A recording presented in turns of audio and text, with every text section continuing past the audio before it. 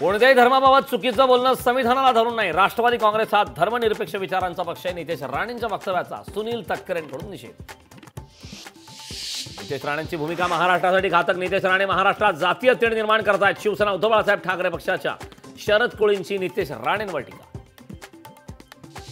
महायुतीच्या 100 जागांचं वाटप लवकरच होणार. जवळपास 70 ते 75% जागांवर महायुतीचं एकमत. भाजप प्रदेशाध्यक्ष चंद्रशेखर बावनकुळेंचं वक्तव्य. अजितदादांचा आणखी एक विश्वासू अमोल कोल्हेंच्या गळाला लागण्याची शक्यता. अनिल राक्षेंनी घेतली खासदार अमोल कोल्हेंची भेट. अनिल राक्षे तुतारी फुंकणार असल्याच्या चर्चांना उधाण.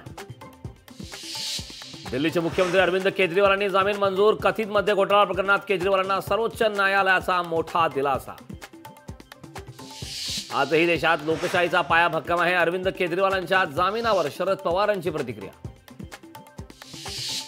राज्यातील वातावरण मवियासाठी अनुकूल आहे. राज्यात मविया 170 ते 175 जागा जिंकेल. संजय राऊतांनी व्यक्त केला विश्वास. राहुल गांधींविरोधात भाजपचं राज्यभरात आंदोलन. आरक्षण विरोधी वक्तव्यामुळे भाजप आक्रमक. भाजपकडून काँग्रेस हटाव. आरक्षण बचावता नारा.